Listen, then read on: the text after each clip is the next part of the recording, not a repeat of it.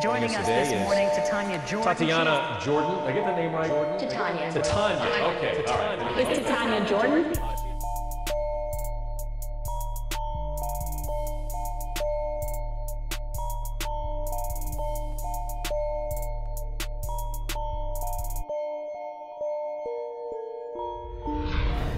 Okay. All right. Are we good? Are we centered? Are we feeling this Wednesday? I am feeling this Wednesday. Yes. All right. Welcome to Connect with me, Titania Jordan. I am here today with a very special guest. His name is Art Evans, and he is Director of Culture and Talent Yes. at the Hawks. Yes. So thank you so much for being here. Well, thank you for inviting me. I'm so excited. This is going to be great. Great, great.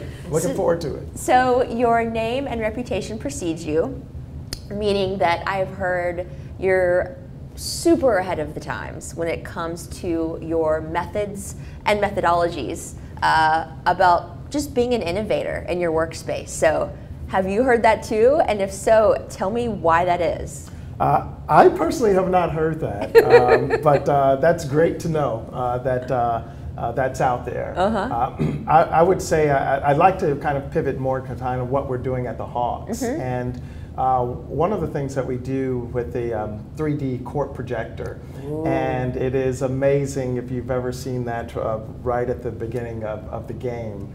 And we're the actual one of few teams in the league that actually has that type of technology. And so we really want to consider ourselves really wanting to be on the forefront of that. We're also a part of the Atlanta Bridge community, Yes. presented by Coca-Cola. Yes. And it gives us an opportunity to work with startups and provide training and opportunities for these startups to really get in front of 15 to 18,000 people to really test out their apps and their tools. I cannot tell you, coming from the world of startups, firsthand knowing that that is taking place, it's a game changer. Yes.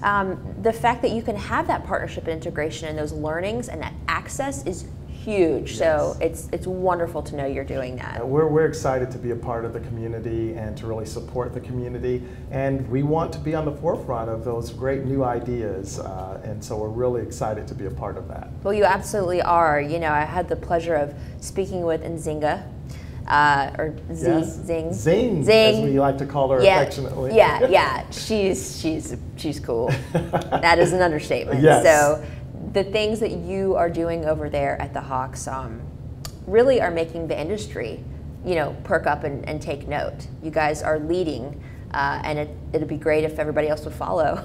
Yeah, I mean, Nzinga Shaw, who's our Chief Diversity Officer at the Hawks, joined the organization about 3 years ago. And at that time, the Hawks was the only NBA team to have a Chief Diversity Officer. Yep. And the work that Zing has done as a trailblazer with the Hawks organization and really interfacing with the community has really kind of perked up the ears of the league. And the league has set expectations that every NBA team needs to have a chief diversity officer as well as the league. It's 2017. Yes. Halfway through it, in fact. Yes. So we are really fortunate to have Nzinga on board, and just her vision has really catapulted the Hawks. Absolutely. So obviously you did not just start your career in this wonderful position. There was a path to get here. Yes. So what was your path? I would say there was two things in my life that actually helped shape my journey, and it was when I was in college. And during the summer, I would volunteer as a camp counselor for inner city Chicago youth, and that's where I'm from, Chicago. And after I graduated, years later, one of the mothers of the young man who was in the camp reached out and somehow found my parents' number and contacted my parents, and she was looking for me. And she then shared this story about how much of an impact I was on her son, and her son is now a school teacher and he's turned his life around, and she really wanted to make sure that my parents got me that message. And for me, that just changed my life on really understanding the things that you may not think that you're really doing, you're having such an impact on people's lives. And from that point on, I was really committed to helping people on their journey. Yes. And I would say the second thing that happened to me was after I graduated from college. You know, I'm feeling I'm grown now. I purchased my first car and was able to move out my parents' house and get my first apartment.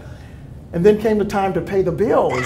And I never managed money before. And there was a tight spot of, do I pay rent? Do I pay a car note? And I called my father, and I was having the conversation of son to father, need a little help. And there was this deafening silence on the phone. And then the next thing he said was, well, you live and you learn. At that point, I knew that I had to figure something out. But I know my father, and I know that he could have easily helped me. And it was a learning and a teaching moment. Yes. And what he was really helping me understand is that I need to have that self-independence. And this is my life now. And I need to be independent and create it in the way that I want, in the life that I want. And those two experiences have really helped shape my journey. And I would say, when I moved here to Atlanta from Chicago, I was able to work for a really great company, Turner Broadcasting, and stayed there for 16 years. And wow. Had an amazing career there. At every role that I had at Turner was really through the lens of helping and developing people to really shape their careers, to give them job opportunities. And I enjoyed every role because it was in line with what I considered my purpose. That's so rewarding. Yes, yes. I mean, when you can be a part of leadership training and developing people to reach their true potential, I don't think there is anything more rewarding. I mean, so no wonder you're stoked. Yeah, it was amazing ride for me. And while I was working there, I always said to myself, the moment that I'm not enjoying what I'm doing, the moment that I feel that I'm not really able to give the support and the guidance and the leadership and the things that I would really want to do, it's time for me to leave. And that day came, and didn't really see it coming, but it did. And I decided to leave the organization, and I took a couple of years off to really kind of do a mind, body, and soul. And I spent a year just focusing on self. I actually designed a meditation room in my home, and started doing yoga, doing some traveling, and for that year it was just focused on self. And after I kind of came out of that year, I said, well, I think it's now kind of time for me to really start looking at what's next for me. And I started interviewing with some really great companies and some media companies, and even around the country. And I had the opportunity to say no. And I said no a few times to some really great companies and some great offers, but it just didn't align with kind of that purpose of what I was ready to do in my next phase of my career. Even had a great opportunity with ABC Disney out in LA, and they courted me for months. Wow.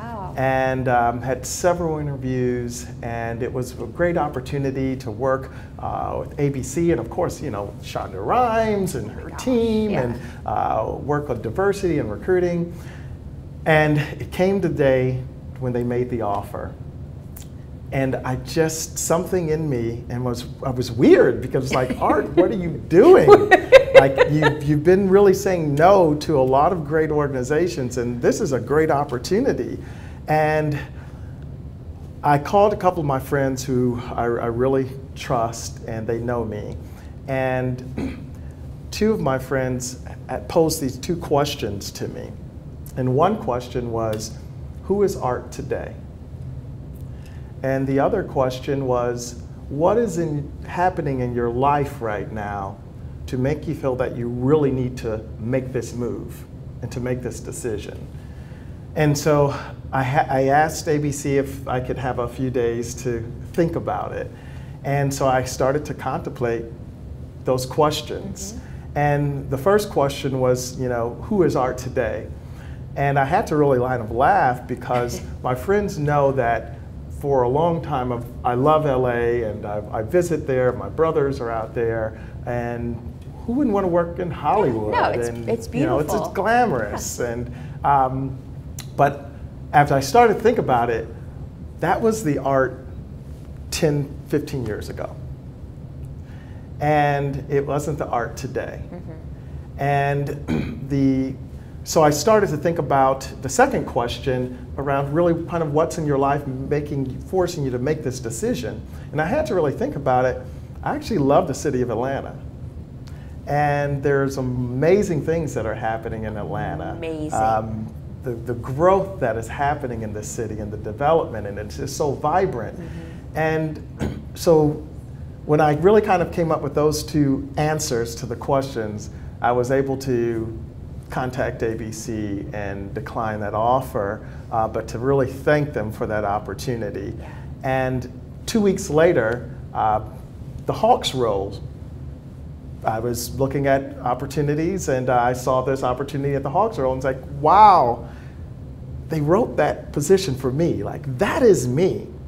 And I applied for the position and went for some interviews and interviewed with a lot of their executive leaders and was fortunate enough to really be offered the opportunity to join the Hawks. And that's where I am now. I love it. It is a very vibrant organization, as you well know, and the great culture, great leaders, our colleagues, great teammates. It is a perfect fit for me at this time in my life, and I am enjoying every day. So I was going to ask, during that time that you took off, what were some of the learnings you gained from that? I am assuming one of those is the power of no. And really identifying who are you right now and identifying the fact that humans do change. You do have different goals and different aspirations and different purposes at different times in your life. So beyond those two learnings, what else did you find out about yourself during that time off? I would say I didn't realize how much I was actually giving over the 16 years, and I wasn't really giving a lot to self. Right. And so that time was really an opportunity for me to kind of do a check, within myself. And because I love, supporting people, giving to, providing any type of support that I can and helping people on their journey, that's just my DNA. So I'm going to always do that. Give. Yes. Right. But what it taught me is that I also need to replenish here. Yes. In order to be able to give. Absolutely. I don't like to use the word selfish, but there is a point in your life, mine came pretty recently, where you have to realize, like, you do have to preserve yourself or else there will be nothing left to give. So you are a very inspiring human, and I always like to ask people of your ilk, where do you find inspiration? I would say I'm a practitioner of meditation for over 20 years. Wow. And anything in my life, whether it's at work or my personal life, I bring it into meditation. And through meditation, that's where I really find my inspiration. It's over the 20 years, it's really helped me not only focus, but focus on what's important. And a lot of times things in life, whether it's in personal or at work, you can get into situations where you want to be really emotionally charged. And when you're emotionally charged, you make bad decisions. And right? As we all know. But for me, going into that quiet space really provides a lot of variety of inspiration. And after a really good meditation, I don't whether I'm walking down the street or at a cafe or hanging out with some friends having a discussion, the inspiration finds itself to me. And whether it's through conversation, through picking up a book, it finds itself, and it finds me. And so I would say it's really kind of not one thing, but it's really kind of more of the practice of meditation for me. I think it's a matter of being aware too.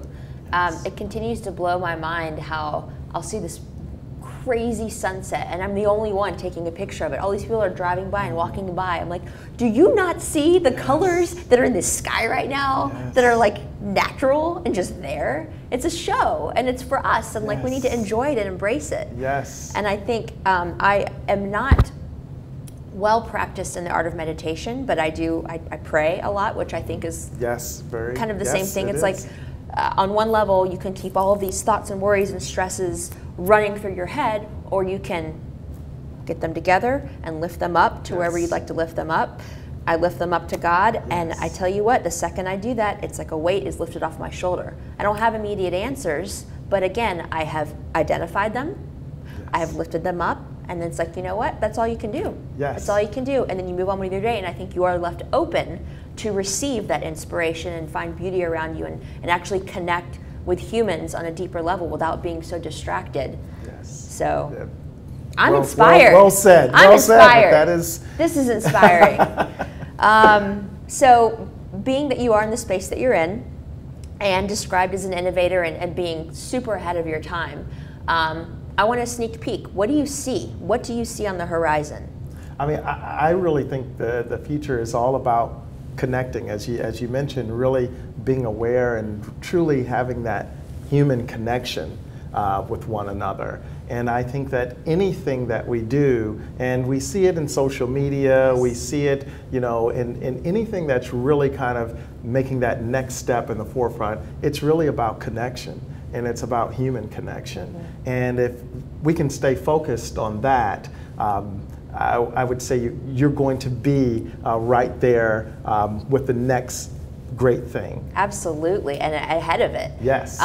One thing I will never forget, because it was all about making a connection, was the Hawks worked with my son's school, Montgomery Elementary, to have them come on the court for a game night. And I've got an 8.5-year-old, loves basketball, and he was on the court, and you guys gave him a jersey, and he was watching the players warm up, and they're like 3 times his height, and that's a connection. That's an experience. And my husband and I got to sit there and watch that unfold. That is great. And you can't beat it. And I'm really proud of our organization that we were able to make that moment for your son. I know. And the way that you guys partner with the community at large and schools, and how much you are giving back, it is so much more than just what happens on the court and what you read about in the media. It is getting out in the community and, just like you said, being aware and making connections. Let's talk about how you and the Hawks develop people as an organization and work on diversity and inclusion and culture initiatives. Yeah, I would say for our culture, one of the things at the core of our culture is what we call SMILE. And SMILE stands for Southern Hospitality, Making a Moment, Individuals Matter, Loyalty to each other, to the city, to the team, and empowerment. Oh my gosh, I need that in my life. Great. It's huge, it's huge. And that is so, that embodies not only the Hawks and what you're doing and everything you see with everyone you work with there, but really that's symbolic of the city of Atlanta. Yes. When people think about Atlanta and why they love such a big city with such a small town heart, it's SMILE. Yes. It so is. I interrupted you. Please keep going. Oh, no, no. But the story with your experience with your son really, made me think about, just the things that we are doing in the community, also, with our fans, and what we want to do is to make sure that it is a memorable moment and a memorable experience. Even within our culture, we practice that with each other. And I actually am part of a team, what we call ourselves the Smile Ambassadors. And we would go around and we would spotlight either a department or an individual team member, and we would come with balloons and music and really kind of celebrate, you know, whatever success or even small kind gesture that they may have done, you know, recently. And just to let them know that, you know, we believe in this, we believe in you, and we just want to thank you and honor you for smiling. It's so funny because, like, there's always a song going on in my head. It could be Led Zeppelin, it could be T.I., like, it just depends on the mood. But I can't tell you how many times I just want to run into a corporate office where everybody's just like, wah, wah, wah, wah, wah, and just start singing. Like, Justin Timberlake people, like, let's get up, let's get out of our chairs. Exactly. What are we doing today, you know? Like, it's just getting people out of their element, like, pumping them up, you know? It can be a game changer. Yes. So, as an innovator and as someone who is a part of a culture and organization that's constantly innovating, nothing stays the same. There's got to be some changes coming. Can you touch on any of those exciting changes we can expect? Yeah, I would say we're really excited that we're in the process of actually transforming the arena. Ooh. And it's a 2-year process for us, and it actually starts this summer. So we're closing the arena for the next 2 summers, and we'll open up during the season. But for the next 2 summers, we are going to totally transform the arena. And I think everyone will love the experience that we're going to create in the arena. That's amazing. I mean, it already is a great experience. Like, yes. What can you give us some hints about what will take it to the next level? Well, I would say our CEO Steve Koonin likes to say, you know, that it's really, we want to make it vibrant where you're going out on the town. Yes. And you're going out on the town, and you also get to see an amazing game. Mm-hmm. You also get to see some amazing concerts. Right. And so we really want to create that really vibrant environment within the arena. I love it. I can't wait to see it. I love Steve. Hi, Steve. You're awesome. Steve is great. Yeah, yeah. What do you love most about the city of Atlanta right now?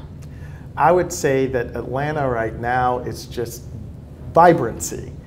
Everything around this city is, you're either seeing something being built, a tall high-rise or a new building to new Fortune 500 companies coming into the city, to new arenas and new stadiums.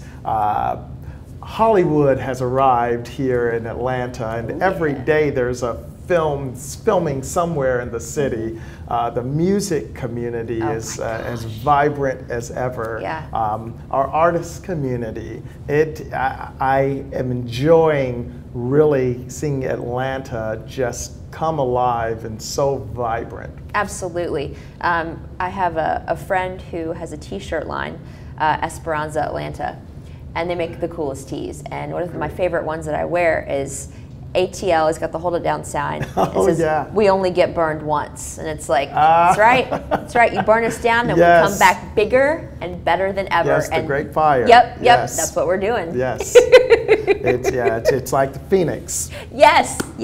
Rising from the ashes. And it's exciting. It's really exciting to see. I've been in this city for 20 years, and to really see the city continue to grow and move forward, and to really be one of the leading cities, you know, around the country now. I mean, before you would only hear about New York or LA, and you know, Atlanta is right up there. And you have everyone who really, whether they're in the business community or the creative community, they want to be a part of what's happening in Atlanta, and of course the sports community. Yes. So your culture initiatives extend beyond what you're doing inside the arena and inside the organization. How do they spill out into the community? Talk about your community initiatives. We're really proud of our initiative of court renovations throughout the neighborhoods of Atlanta. Now you're going to make me cry. Yes. And we've committed to renovate 25 courts throughout neighborhoods in Atlanta. We actually have a ribbon cutting ceremony this weekend, and I believe it's for our 8th court in the city. And to know that these kids have a really safe place to go. And to really be able to, we also go and actually do activations out of those courts as well. And we bring Harry the Hawk and our cheerleaders. And it's a really great experience for the kids in that neighborhood. And so I'm really proud of our organization for that commitment. Other things that we do through the diversity lens, and led by Nzinga Shaw, is last fall we actually hosted a Unity Weekend. And it was really amazing, and I had just joined the organization, and to really just see this come alive, we started the weekend off with volunteering, all employees. We volunteered at nonprofit and community organizations a full day throughout the city, and really had a great experience of really giving back. Over the weekend, it was actually Gay Pride weekend, and we had over 100 employees who really dedicated their time to really not only participating in the Pride Parade, but we had a custom float, and we were the only sports team to actually participate in the Pride Parade. And then we really capped it off that Monday, and it was our first preseason home game. Wow. And our players had reached out to the visiting team and asked the team if the players, instead of being introduced team by team, that we would introduce by position, and both players of each team would come out together. Wow. And it was a really great night and a great way to open up preseason. And during halftime, we also provided a donation to the Atlanta National Civil Rights and Human Rights Museum as well. And so it is really about uniting the city through basketball. Yes. And that's really our focus in being true to Atlanta. I love it. I love that hashtag. I just do. I love it so much. I don't know if you can zoom in, but I have goosebumps. So, you'd think that people just would adhere to the golden rule. Treat others like you would want them to treat you. But there's much more to that. There's a science to it, and there are careers behind it. And so, as somebody who is leading in that space, how do you treat people, and how do the Hawks treat people? Yeah, I would go back to really kind of our SMILE philosophy. And it's really first recognizing that individuals matter. Yes. And to really focus and make that connection and that human connection with the person. And truly be able to understand what the needs are, whether it is my teammate, my coworker, whether it is someone in the community, or any of our fans that actually enter the arena. Yeah. And so that is really kind of what drives and how our philosophy on how we not only treat each other, but how we represent and show up in the community as well. And when you walk into the arena, the type of experience and how we want to treat our fans and our customers in the arena as well. Absolutely. I am always surprised yet humbled by when I have experienced something I have never experienced before, and it puts me in somebody else's shoes in a way that I've never been before. You realize you truly do not understand why somebody may not be smiling, yes, or maybe having a bad day or a bad attitude until you know what they're going through. And it really changes perspective. Yes. And you can open up and embrace them. I'm excited to hear about your goals for the next few years. I know there are a lot of changes coming on, renovations, which is super exciting. And the Hawks do so much for our community, but there's got to be something that we can do for you. Anybody out there watching, whether it's as simple as following your organization on social, if you're not already, which duh, you should be. Yeah, we have an amazing social media team. Yes, you do. So yeah, what are the goals for both short-term and long-term, and then what can we as an Atlanta community do to help you and the Hawks? I would say for me personally and in my role, it's really focusing on really truly providing opportunities to continue to develop our workforce. And as Steve likes to say, our goal is to be a world-class organization. And it really starts with the people in the organization. And so we're really going to focus on and continue to focus on truly developing our people. and providing opportunities for them to continue to develop themselves within their career as well as personally as well. And I would say for the organization, we have some really big and bold goals ahead of us. And 2019, we're looking to launch our D-League, and we're building an arena in College Park. Wow. That will actually open up in 2019. We're really excited about that. We've partnered with the Emory University as well, and Emory Medical Center, to provide a state-of-the-art sports medicine facility in partnership with Emory. That's amazing. And we are so excited about that partnership, along with the transformation of what's happening with the arena. And so with some very big and bold goals ahead of us, and I would say, you know, personally, everyone in the organization are excited about where we're headed, and we're just really kind of eyes forward to the future. I love it. I love it.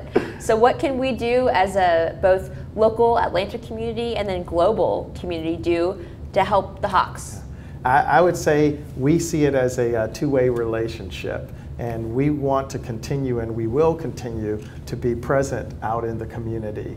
And we also have basketball camps and summer basketball camps throughout the summer for youth, and youth basketball camps. And so I would say, you know, if you have kids who are interested, you know, definitely, you know, get them involved in the Hawks basketball camps that are out there. Also, you know, come to a game. Come to a game. Come to a game, and you'll experience not just a great game with a great team, but we also like to entertain you as well. And so you never know who's going to show up at halftime. I know.